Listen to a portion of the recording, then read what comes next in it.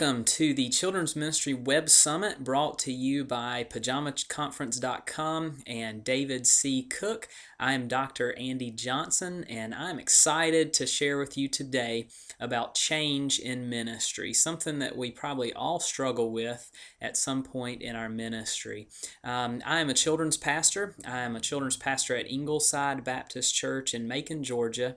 I have been doing that for about a year and a half at that church and was previously in North Carolina with a church there.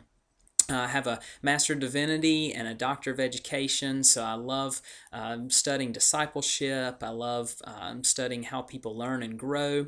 I love studying ministry and ministry leadership as well. Really excited that we get to share some of that today together. I'm a husband. I'm a dad.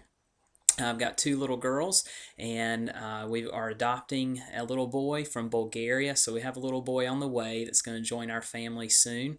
Looking forward to that. And I enjoy writing, I enjoy running, so I will tell you a little bit more about some of my writing later on. I used to be the author of a blog called Free CM Stuff, and all of that content is now at the International Network of Children's Ministry, incm.org, and it's also over at kidology.org. So I didn't waste that site. That content's still out there, and I'll tell you about a new site that I have been excited about as well. Making effective change is an art form. I mean, just consider individual changes you make in your life. You can get on those changes. Sometimes you can become your own worst enemy. I mean, take exercise, for example. You get really excited about it, you get going on it, then you lose self-control, you lose discipline, you become your own worst enemy. Now, add multiple layers to that. Add ministry teams, add pastors, add staff, add a whole congregation, and the levels of complexity just really grow, making effective change and innovation very difficult. So changes can be really good, but they can be rotten as well. Daddy, I'm hungry. Take my surroundings for example. I haven't really thought through the fact that you all might be distracted by children. Okay, by children being here. There's noise in the background. It's like I didn't even. Okay, I understand that. It's like I didn't even care about how this is going to affect your view or what it looks like. I mean, there's so many distractions. Change can just be terrible. But your changes, they don't have to be this way. That's what the next 45 minutes is about. We're going to start with Scripture. We're going to look at Nehemiah, and then we are going to delve into the nature of change and look at 6 non-negotiable factors for effective innovation. And there'll be some opportunity for you to look into a situation that you might be changing or thinking of changing right now. Okay, so here we are, back to the beginning. Maybe this is just a lesson that sometimes change is maybe not the best thing. You might go through some processes of thinking through a way something could be different, and you determine, nope, we should have done it the way that we were doing it to begin with. So here I am, got a good place in the house, there's no kids to bug me, there's no treadmills to run on, there's no banging going on outside, got a good quiet place. Let's buckle down, talk about some change. The point of this workshop is for us to understand the change process and to learn skills which will help you lead an effective change in your ministry. That's what we really want, is for you to be able to lead an effective change. And so let's go to Nehemiah, and go look at the scriptures for a moment. We're going to be in Nehemiah chapter 2, and we'll look at verses 11 through 20. So if you've got your Bible, your iPad, why don't you open that up right now? I'll give you a second to do that. Okay, so Nehemiah chapter 2, we know the story. Nehemiah finds out that the walls of his city have been crumbled down. His city is unfortified. He'd never lived there. He asked the king for help. The king granted him help, said, yes, go here, rebuild your city. And so Nehemiah gets to the city, and that's where we come to on Nehemiah 2:11. Here's what he says. So I came to Jerusalem and was there for 3 days, and I rose in the night, and I and a few men with me. I did not tell anyone what my God was putting into my mind to do for Jerusalem, and there was no animal with me except the animal on which I was riding.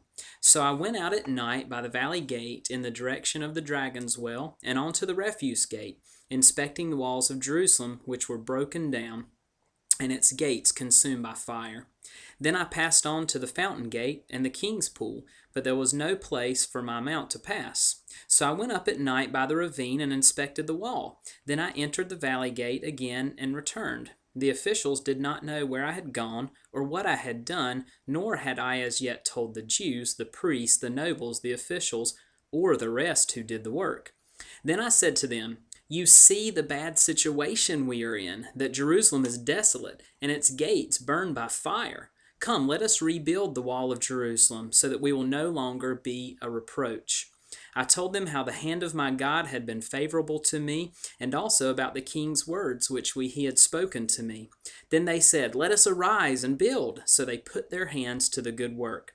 But when Sanballat the Horonite, and Tobiah the Ammonite official, and Geshem the Arab heard it, they mocked us and despised us, and said, "What is this thing you are doing? Are you rebelling against the king?" And so I answered them and said to them, "The God of heaven will give us success. Therefore we, his servants, will arise and build, but you have no portion, right, or memorial in Jerusalem." So good word of God just to talk to us about change. And we can learn a lot from what Nehemiah was going through. You know, some questions we think about: what was the change that was needed that Nehemiah saw in the story? Well, he saw that his city was unfortified. He saw that his city needed to go from being a weak to an unfortified, to a strong and fortified city and a protected people. What was Nehemiah's very first step in leading out this change? He didn't hearken it from the rooftops. He didn't go out and get people to sign a petition. He didn't have some back hallway conversations with some of the political people in Jerusalem. No, he went out and he evaluated the situation. He looked at every possible angle of what was going on wrong and what needed to be changed. So Nehemiah then addressed the people. He realized, I've got to convey this vision. And in verse 17 and 18, we see from him what his strong points were in sharing this vision. He adequately described the need for change. He said that our city has been burned down. He proclaimed a vision for future results. Let us not be a reproach to the other peoples in the land. He tied this vision in personally. You don't want to be a reproach. We want to honor God with this. And he spoke of success of God's leading, spoke of how God had used the king to get him to that point. He expressed the vision.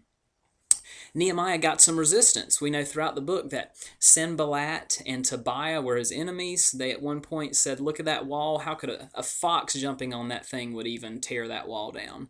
And you're going to get resistance when you try to change something. How did he approach that resistance? Well, he kept God at the center. He knew that God was the one that was going to make things happen. And he said to some others, look, if you don't like this, you don't have to be a part of this, to those non-Jews. And so I think we've got a great lesson there from Nehemiah that we can really learn about how effective change needs to be made. Let's take a look and shift gears and look at the nature of change. I want to look at 6 different elements of change that help us to understand change a little bit better. First of all, and the first thing is that change is natural. Seasons change, our time moves on, there will be a new creation one day in heaven. Styles change, ideas and philosophies change. If you look at the book of Hebrews, you will notice how that is focused on there was an old way and an old guard and an old shadow of things, and new things have come. There was an old temple, and now you are the new temple.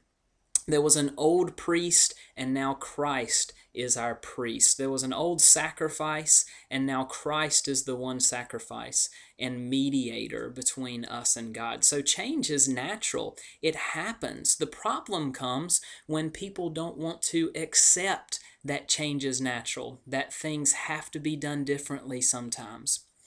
Secondly, change is inevitable. Resistance to change is futile. It is going to happen. When you recognize and get your people to recognize that change is inevitable, it helps us to be prepared for those changes. It helps your people not to be stuck in the status quo.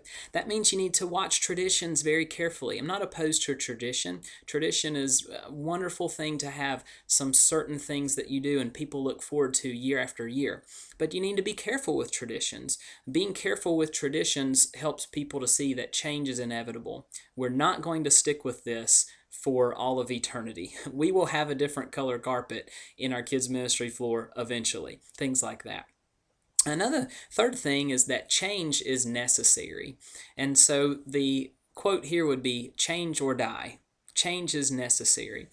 The former U.S. Army Staff Sergeant Eric Schinseld, he said, if you don't like change, you're going to like irrelevance even less. If you don't like change, you're going to like irrelevance even less. If you want to minister within the culture that you're in, within the times that we're in, you have to change some things. Churches that operate in the 1950s mentality are dying. They're not growing. The churches that want to innovate, that want to reach people where they are, that want to be relevant, those are the churches that are growing.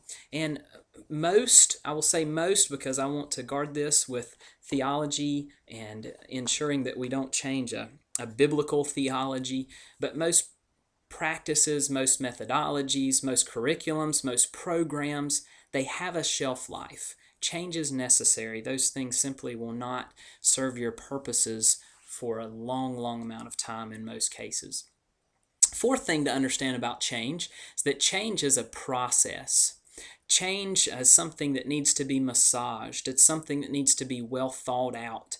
Effective change is composed of several identifiable steps, which we'll walk through towards the end. It's a process. Fifth thing about change is that it is value-based. All changes are based on, or lack of change, is based on some type of belief system or value system. Nehemiah believed that God called his people to be strong.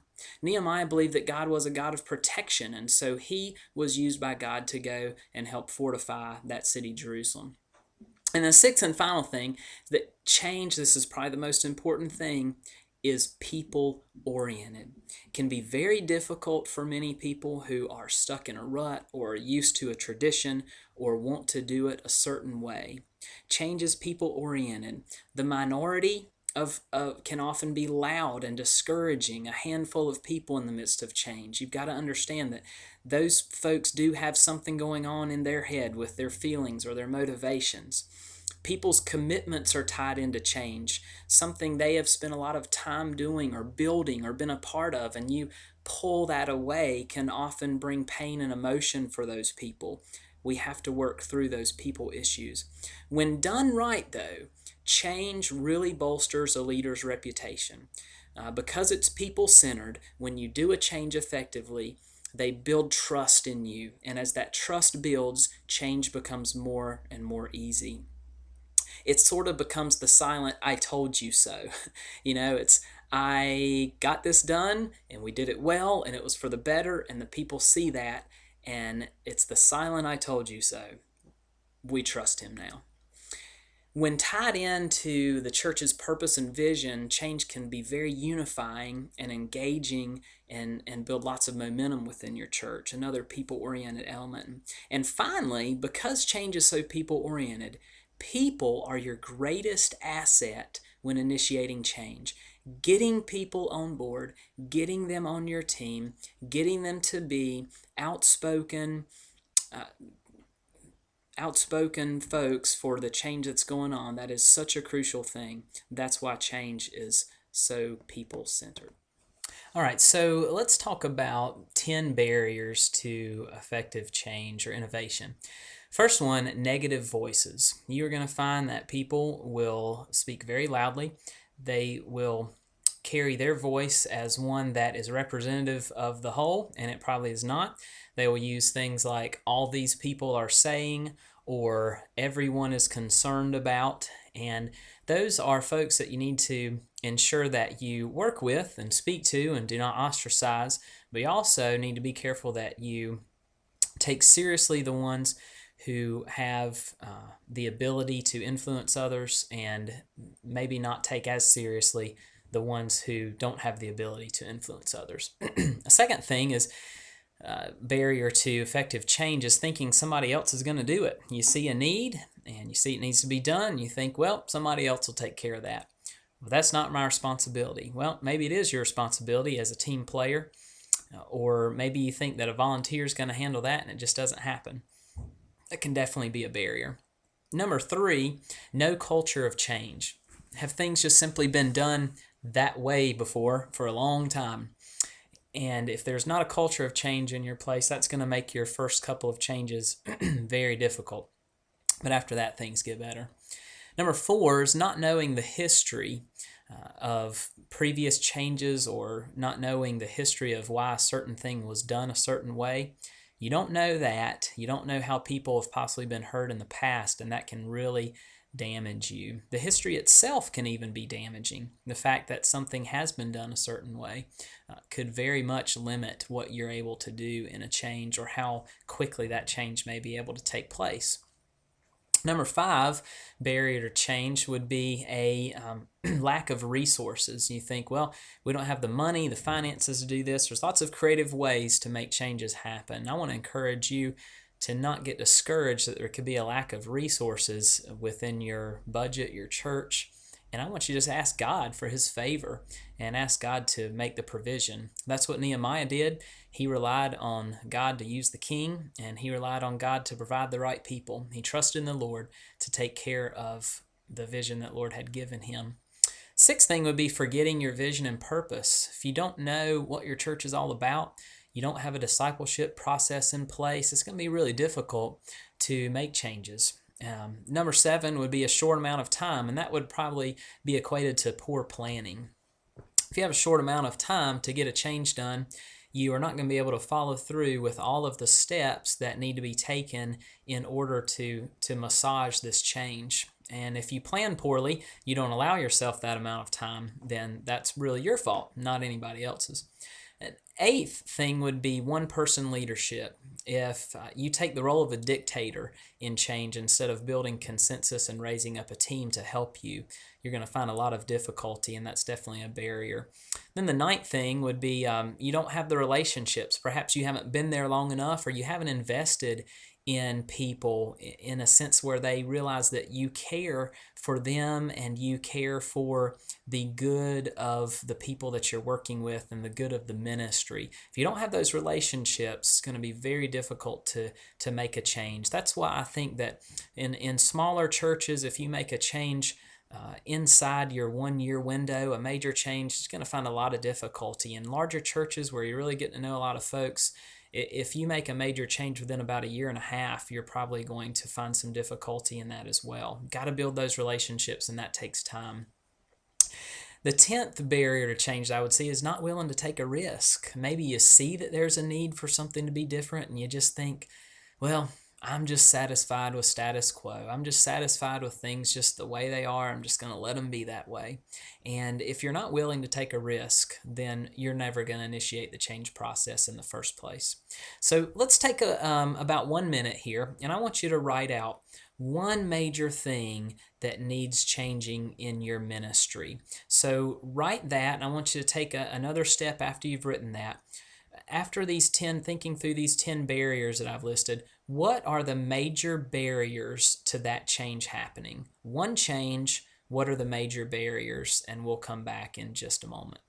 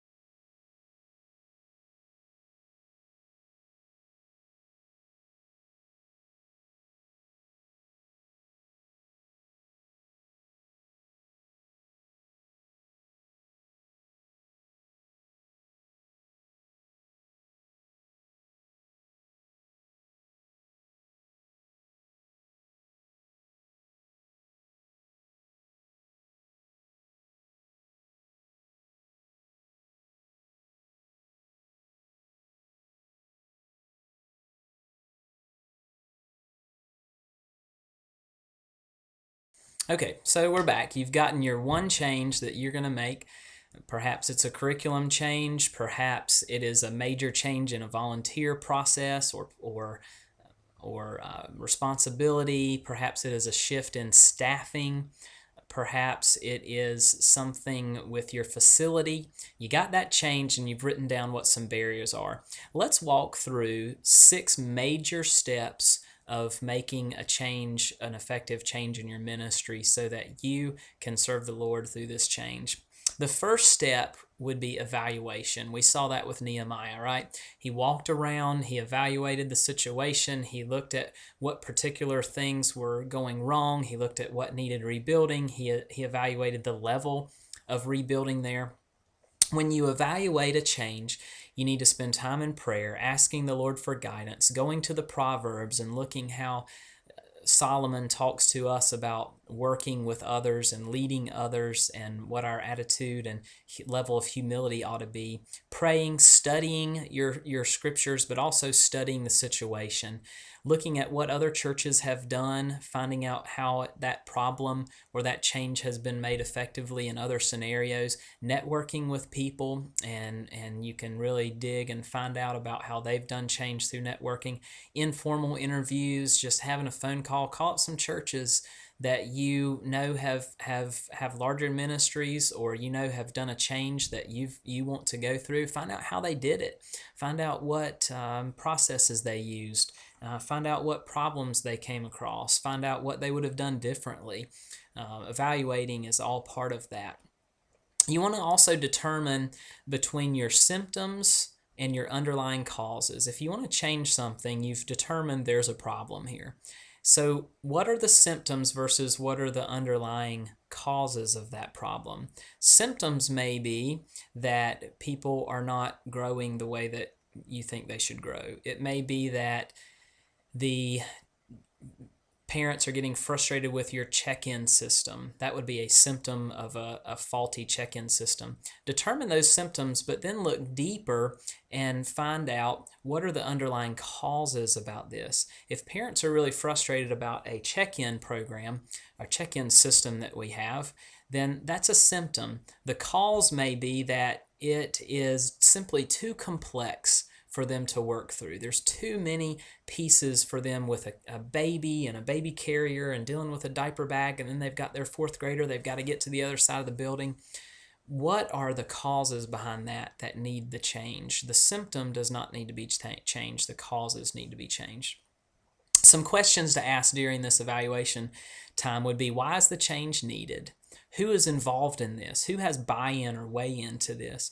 What are all the perspectives? How does this person view it, or this group view it? What kind of difference will it make? Count the cost.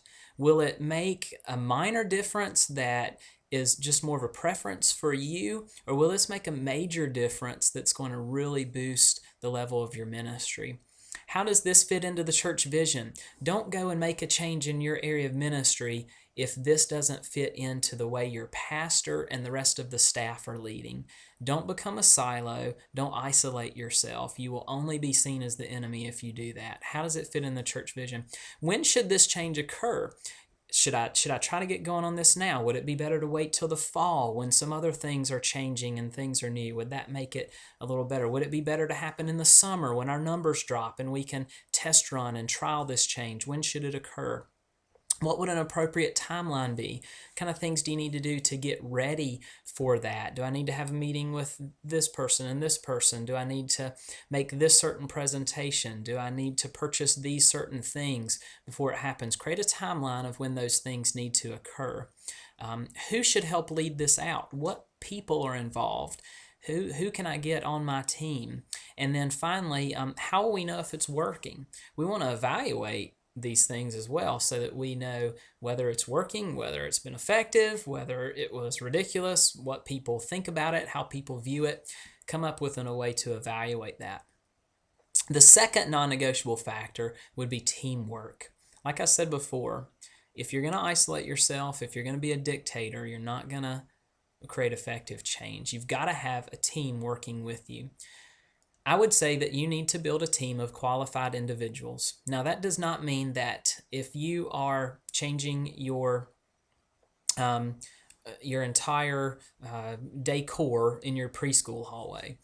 And that might be a big change because right now they had somebody who is 40-year-old Bertha, who 10 years ago spent 3 weeks painting all of her murals on the walls, but it's just outdated, doesn't need to be there anymore. Well, let's get on that team of people who are going to help you carry that out. Yes, you need some people who are good with decorating. Yes, it'd be nice to have some construction oriented or painters. Yes, it would be really nice to have some people who are invested in the preschool hallway and would be in there on a week-to-week basis. But what about some people who are good buds with Bertha, who can help work with her to say, listen, we appreciate what you've done. We're gonna take out one of the bricks and frame it or something and dedicate that to you and give that to you to put on your coffee table, whatever, so that Bertha can still be honored. But you need to have qualified individuals on that team, and that doesn't mean that they are qualified specifically to help carry out that change, but it might mean that they have some external ways that they can assist with the change. This team that you're going to have, they will be able to diffuse arguments. They will be able to expand the conversation. They will be able to spur on enthusiasm and broadcast your vision to more people than just you. If just you is having the hallway conversations about that change, you're going to reach 3-4 people a week. If you have a team of 5-6 people, you're going to be reaching 20-25 people every week with that vision, answering questions, communicating, that kind of thing. That team is really going to help you.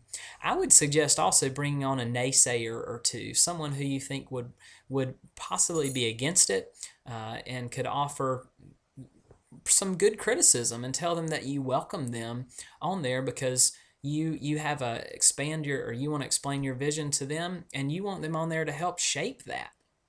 I recall a time when I was at my first church and I attempted to change our volunteer process in terms of background checks. This was a mess. I thought I had my pastor's support. I did have his support, but I didn't have the relationships built, and I got a lot of naysayers. I had a handful of people who really created a big stir and in doing background checks. I'd only been at this church for 6 months when I decided to do this. And there was a bad history behind that. And there were people who felt like they were above that. They shouldn't have had to have that done because they had been serving there for 15, 20, 25 years.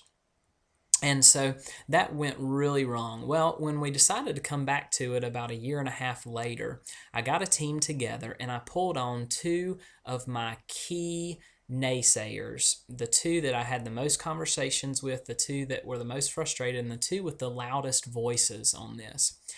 We worked out a little bit of a compromise. I was still happy and satisfied with it. We changed a few things, but that's okay because the ultimate purpose of screening volunteers and creating a system where our children were safe, it happened, and it was a good process. And on the letter that went out to all of these volunteers about this new process, the bottom of that letter was the signature of everybody on this team we had put together, including the 2 who had spoken out the loudest about it. And several months after that, we had every volunteer who had filled out their forms and become background checked. It was a great way for us to see how teams play into it. When it was just me shouting out, this is what we're going to do, didn't work well. When we got a team of people to help, really was effective change. The third thing you want to do that's non-negotiable, you've got to create a vision and strategy behind that vision. People need to see what you see. So if you see that it needs to be done a certain way and there are steps that you've got in your mind that need to take place, people need to be able to see that. It needs to be in writing. It needs to be either in some sort of handout or mailer that communicates the steps, that communicates the why behind the process so that they can buy into your vision. They're going to need to see how that vision is beneficial. They need to understand that there are deep benefits in the ministry behind why you're doing what you're doing. So show them the how, the who's behind it, the what you're doing, the when. And remember, in all this, remember these evaluation questions that you're going to be asking because they're going to be based on how you lay out your strategy and vision.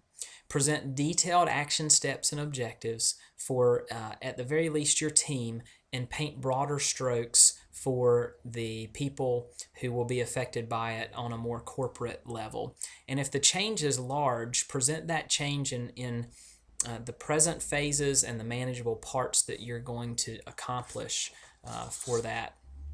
The fourth thing I would suggest would be communication. You want to communicate this in as many ways as possible. Email, face-to-face conversations, have an informational meeting about it, send home a mailer. You might do a blog post on your church explaining these things. People are down on what they're not up on. And so if you are not clearly communicating what people need to know, they're going to be down on it, and you've already defeated yourself. Got a great quote from Leith Anderson. He says, when the decision to change has been made, it should be communicated throughout the organization to those affected by it. This requires frequent, redundant communications. Those to whom the ideas are new need sufficient time to process the proposed change. Most people need to hear, consider, react, interact, and accept before they buy into the change. It is not only unfair to expect others to agree in an hour to a decision that took a year, but it often results in initial rejection. Acceptance of new ideas takes time. That's from great church leader Leith Anderson, a book he wrote called Dying for Change, copyright 1990. So if you're interested in that book, I would highly recommend it. Communicate as much as possible, and I would say along the way, celebrate your small successes. Show how the various steps or phases have been accomplished and the fruit that they have brought. So I would make sure that you celebrate those small successes. Fifth step, I would say, is monitoring. This requires time, intentionality, and purpose. Monitor the steps that you have taken and evaluate them. Formal and informal meetings will need to take place, just having conversation, and having a survey instrument will be extremely helpful. Some sort of evaluation instrument, whether it's a click 1 through 5 type of survey, or a way for people to broadcast by typing the way they sense a change is going. And when things don't go as planned, you need to make sure that you're evaluating that as well and make another change in the midst if need be. And then the sixth and final thing I would say is adapt your culture to change. Once that change has been made, you want to create a new normal. You want to create a new status quo. Make the new way of doing things seem like the old way. Bring people to own the change through encouragement, through celebration of their successes, removing references to the old way, removing terminology to the old way, removing documents that referred, or pictures or logos that referred to the old way. Get those out and usher the new way in, so the new way is really the old way. The new way is the way we've always done it. And then you might be challenged for another change later on.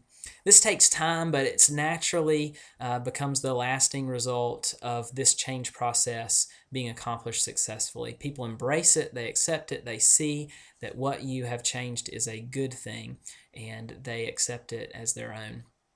So I'll tell you what, why don't you take another minute right now, and why don't you look at the one thing that you decided you wanted to change, and look at those barriers that you listed on your handout. And now I want you to evaluate what you need to do to overcome those barriers. Let's take a minute to do that.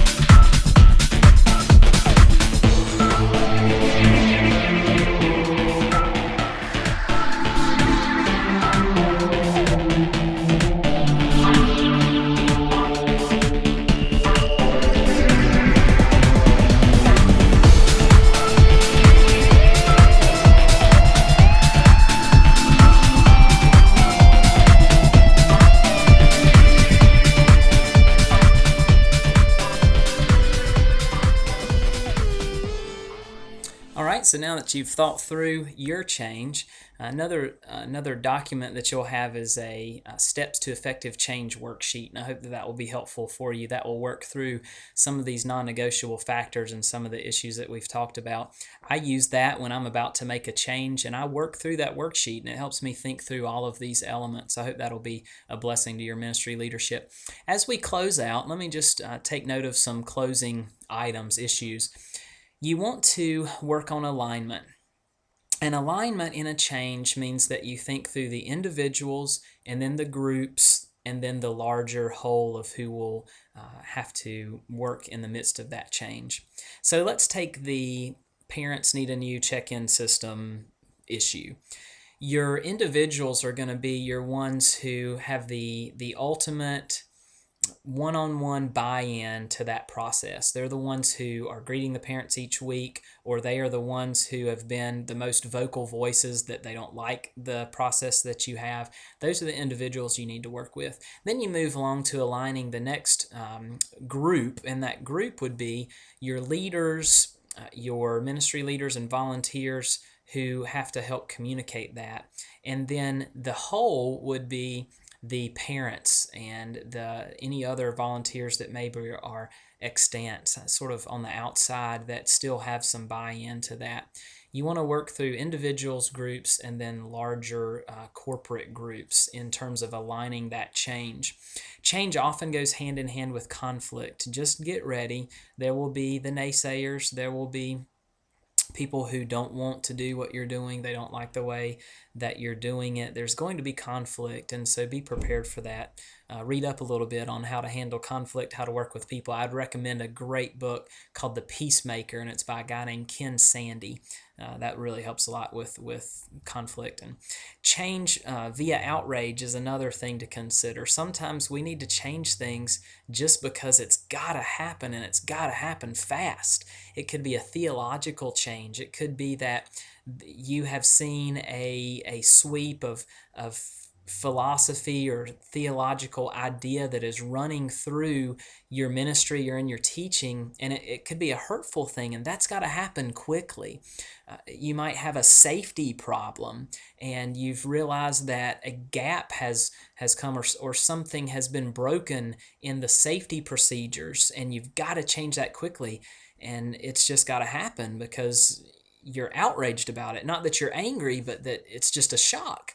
It just shouldn't be happening that way. So think through that. Sometimes you don't have a year to plan through a change, but you can still work through some of these steps in the matter of a day or two. Some of these things have to be changed very quickly. I would definitely always have the pastor and appropriate decision makers on your side. The pastor especially, you want him to be a voice of support for you, and you want him to be as much in the communication loop as you are. And then there also might be a process of decision making at your church, whether it's a deacon board, whether it's a group of elders, overseers, whether it's a ministry team that you work with.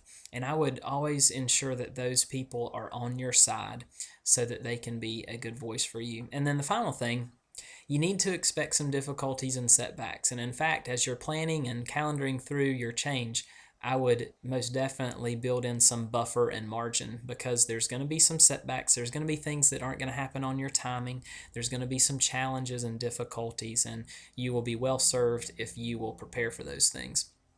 And so that wraps up change. I have enjoyed being with you today. I want to point you to my new website. It is called Becoming Saturated. The website address is becomingsaturated.com. And I have been really convicted of the Lord after I started doing my Free CM Stuff website that I needed to really celebrate the supremacy of Christ in my life, in my ministry. You know, Colossians 1:18, it says that He Himself might come to have supremacy in everything. Jesus desires to be first place in everything. And so Becoming Saturated is an effort for me to further the dialogue about the supremacy of Christ. Christ being supreme in our life, in our walk as disciples, Christ being supreme in our families, in our marriages, in our relationships with our children, Christ being supreme in our ministry. And then I also have a deep passion to see how that Colossians 1:18 mentality, Christ being supreme, how that connects with the idea of Psalm 78 and building a legacy. If we're building a legacy and this whole talk of family ministry is really bubbling up right now, we need to build a legacy that is focused on the centrality of Jesus Christ. And so I hope that I can present some thoughtful, some theological, some practical articles on becoming saturated that will help benefit your ministry. I'd love for you to check it out and spread the word on that if you could.